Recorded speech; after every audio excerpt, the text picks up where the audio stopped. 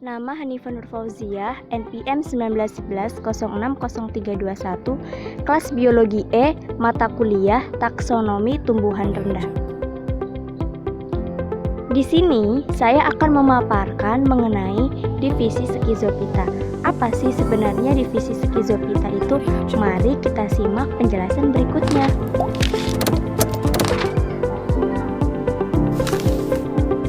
Skizofita atau tumbuhan belah merupakan kelompok yang mempunyai ciri khusus, yaitu berkembang biak dengan membelah diri.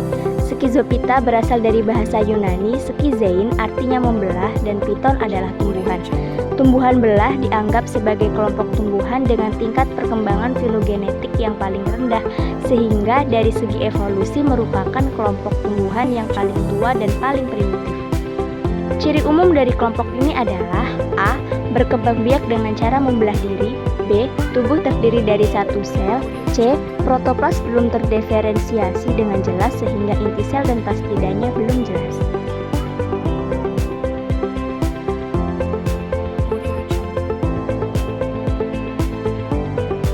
Kelompok Skizofita mempunyai dua kelas, yaitu A. Kelas bakteri atau Schizomycetes. Bakteri berasal dari kata bakterion atau Yunani yang artinya batang kecil. Di dalam klasifikasi bakteri digolongkan dalam divisi Schizomycetes. Ciri-ciri umum: A.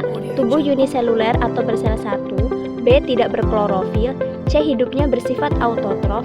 D. Reproduksi dengan cara membelah diri atau dengan pembelahan amitosis. E. Habitat bakteri hidup di mana-mana atau kosmopolit. B. Kelas ganggang biru atau Cyanophyceae.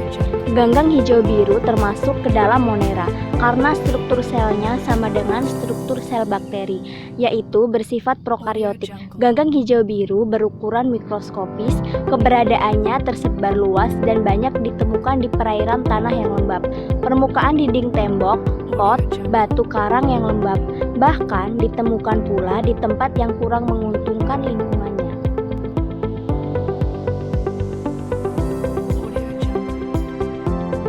Ciri-ciri dan sifat ganggang hijau biru.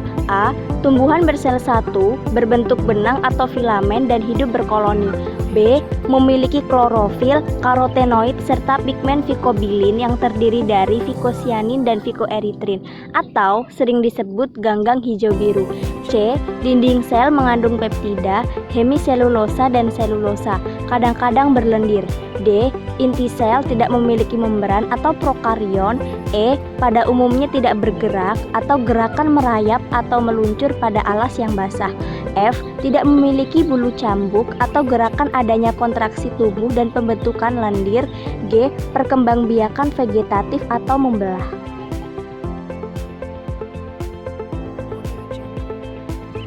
Peranan skizofita. A. Pembusukan atau penguraian sisa-sisa makhluk hidup, contohnya Escherichia coli. B.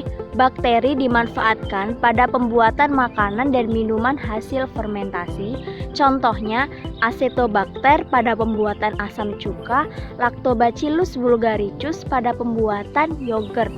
C. Berperan dalam siklus nitrogen sebagai bakteri pengikat nitrogen, yaitu Rhizobium leguminosarum yang hidup bersimbiosis dengan akar tanaman kacang-kacangan. D. Penyubur tanah, contohnya Nitrosococcus dan Nitrosomonas yang berperan dalam proses nitrifikasi menghasilkan ion nitrat yang dibutuhkan tanaman. Adapun peranan beberapa spesies dari kelas Cyanophyceae yaitu Spirulina mengandung protein yang tinggi sehingga dijadikan sebagai sumber makanan. Oscillatoria sp dimanfaatkan sebagai sel protein sel tunggal atau PST. Anabena azole hidup bersimbiosis dengan Azolla pinnata atau paku air. Paku ini mendapat keuntungan berupa amoniak hasil fiksasi nitrogen oleh Anabena azole. Nostoc perendaman sawah selama musim hujan mengakibatkan nostoc tumbuh subur dan memfiksasi N2 dari udara sehingga dapat membantu penyediaan nitrogen yang digunakan oleh pertumbuhan padi.